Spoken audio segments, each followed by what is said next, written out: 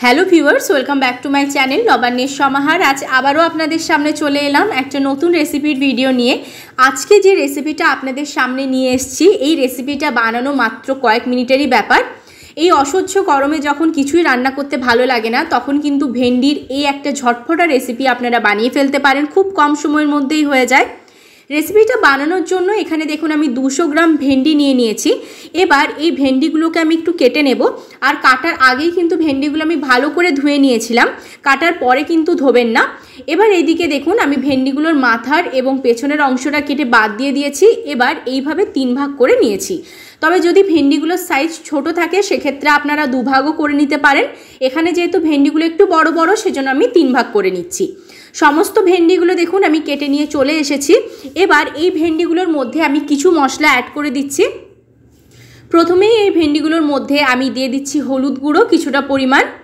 এবার এর মধ্যে আমি দিয়ে দেব এক এক করে ধনে গুঁড়ো, দিয়ে দেব জিরে গুঁড়ো। দেখুন দিয়ে দিলাম ধনে গুঁড়োটা, আর জিরে গুঁড়োও দিয়ে দিয়েছি। একদম অল্প অল্প করে দিচ্ছি, বেশি দেওয়ার দরকার নেই। এবার এর মধ্যে দিয়ে দিলাম আমি কাশ্মীরি লাল লঙ্কার গুঁড়ো। কাশ্মীরি লাল লঙ্কার গুঁড়োটা এখন দিয়ে দিলে খুব ভালো কিন্তু একটা কালার আসে ভাজার সময়। আর দিয়ে দিলাম 1 চামচ বেসন। এবার এর মধ্যে দিয়ে দিচ্ছি আমি অর্ধেকটা পাতিলেবুর রস। এখানে কিন্তু দেখুন জলের আর কোনো রকম ব্যবহার করার কোনো প্রয়োজন নেই। এইভাবেই কিন্তু লেবুর রসটা দিয়ে খুব ভালো করে সমস্তটা মাখা হয়ে যাবে। আমি ভালো করে লেবুর রসটা এর মধ্যে চিপে চিপে দিয়ে দিয়েছি।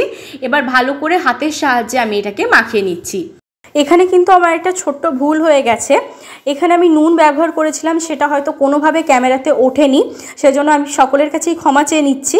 তবে এখানে আমি কিন্তু স্বাদ অনুযায়ী নুনটা প্রথমেই ব্যবহার করে নিয়েছি, যখন আমি ভেন্ডিটা এখানে মাখছিলাম মশলার সাথে। পরে কিন্তু আর নুন ব্যবহার করার কোনো দরকার নেই, এখানেই আপনারা একটু স্বাদ অনুযায়ী নুনটা ব্যবহার করে নেবেন।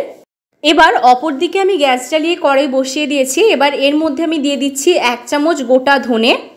গোটা ধনেটা দিয়ে দেওয়ার পর এর মধ্যে দিয়ে দিলাম 1 চামচ চিনে বাদাম। এবার এই উপকরণগুলোকে একটু ভেজে নিচ্ছি। একটু ভেজে নেওয়ার পর এর মধ্যে দিয়ে দিচ্ছি প্রায় 2 চামচ মতো সাদা তিল। এবার এই উপকরণগুলোকে খুব ভালো করে কিন্তু আমি ভেজে নেব। একটু কালারটা চেঞ্জ হওয়া পর্যন্ত আমি ভেজে নেব। যখন আপনারা রেসিপিটা বাড়িতে তৈরি করবেন, দেখবেন যখন এটা ভাজা ভাজা হয়ে গেছে, এর থেকে কিন্তু খুব সুন্দর একটা গন্ধ বেরোবে। দেখুন ভাজা হয়ে গেছে, কালারটাও চেঞ্জ হয়ে গেছে। এটাকে আমি নামিয়ে রেখে দিলাম। এবার আমি অপর দিকে গ্যাস জ্বালিয়ে কড়াই বসিয়ে দিয়েছি। তাতে আমি দিয়ে দিলাম পরিমাণ মতন সর্ষের তেল। তেলটা দিয়ে দেওয়ার পর একটু তেলটাকে হাই ফ্লেমে গরম করে নিয়ে ফ্লেমটা মিডিয়ামে করে দিলাম। এবার এর মধ্যে দিয়ে দেবো আমি 1/2 টিস্পুন গোটা জিরে। দিয়ে দিচ্ছি শুকনো কারি পাতা। আমি এখানে শুকনো কারি পাতা ব্যবহার করেছি কিছুটা, আপনারা চাইলে কিন্তু ফ্রেশ কারি পাতাও ব্যবহার করতে পারেন। আর এই গরমে কিন্তু বেশি শুকনো লঙ্কা খাওয়া উচিত নয়, এই জন্য একদম অর্ধেকটা আমি শুকনো লঙ্কা ব্যবহার করেছি। আর দিয়ে দিচ্ছি আমি কাঁচা লঙ্কা। এখানে কাঁচা লঙ্কাগুলো দেখুন আমি চিড়ে ব্যবহার করেছি। এবার মশলা মাখিয়ে রাখা ভেন্ডিটা আমি এর মধ্যে দিয়ে দিলাম। দিয়ে ভেন্ডিটাকে একটু ভালো করে ভাজা ভাজা করে নেব। এবার এটাকে আমি 2 থেকে 3 মিনিটের জন্য একদম মিডিয়াম ফ্লেমে ঢাকা দিয়ে দিচ্ছি, যাতে ভেন্ডিগুলো একটু সেদ্ধ হয়ে যায়। এই জন্য দেখুন একদম এই মুহূর্তে কিন্তু গ্যাসের ফ্লেমটা আমি মিডিয়ামেই রাখবো। এবার এটাকে আমি ঢাকা দিয়ে দিচ্ছি 3 মিনিটের জন্য। ফিরে এলাম আমি 3 মিনিট পর, ঢাকাটা সরিয়ে দিচ্ছি। একটু নেড়েচেড়ে দেখে নেব। যারা এতক্ষণ পর্যন্ত আমার ভিডিওটা একটু স্কিপ না করে দেখেছেন, তারা অবশ্যই একটা লাইক করে দেবেন। আমার পরিবারের নতুন সদস্য হয়ে থাকলে অবশ্যই সাবস্ক্রাইব করে দেবেন। পাশে থাকা বেল বাটনের অল প্রেস করে দেবেন। রেসিপিটা দেখছেন যদি, তাহলে অবশ্যই নিজের আত্মীয় স্বজন বন্ধু বান্ধবের মধ্যে কিন্তু শেয়ার করে দেবেন। আর যারা ফেসবুক পেজ থেকে আজকের এই রেসিপিটা দেখছেন, তারা অবশ্যই কিন্তু পেজটাকে ফলো করে দেবেন। আর যারা জানেন না পেজটা কোন নামে খোলা আছে, তাদের বলে রাখি, ফেসবুকে কিন্তু আমার পেজের নাম নবান্নের সমাহার, এই নামেই কিন্তু পেজটা খোলা রয়েছে। এবার দেখুন কি সুন্দরভাবে ভেন্ডিগুলো সেদ্ধ হয়ে গেছে, আপনাদেরকে দেখিয়ে দিলাম একটু।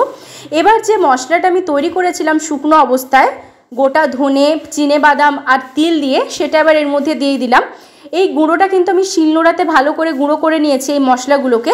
আর দেখুন পুরোপুরি মিহিভাবে গুঁড়ো করে নিয়ে একটু দানা দানা রেখেছি। যখন আপনারা রেসিপিটা টেস্ট করবেন তখন একটু মুখে পড়বে, খেতেও ভাল লাগবে। রেসিপিটা আমার একদম রেডি হয়ে গেছে। গরম গরম ভাতের সাথে, রুটির সাথে এই রেসিপিটা কিন্তু একদম দুর্দান্ত স্বাদের একটা রেসিপি। যদি রেসিপিটা ভালো লাগে অবশ্যই বাড়িতে ট্রাই করবেন। চ্যানেলটা সাবস্ক্রাইব করবেন, লাইক করবেন, শেয়ার করবেন, কমেন্ট করবেন। ভালো থাকবেন, সুস্থ থাকবেন। আবার দেখা হচ্ছে আপনাদের সাথে নতুন আরেকটা রেসিপি নিয়ে। আর বাড়িতে বানালে অবশ্যই কমেন্টে জানাবেন আমাকে।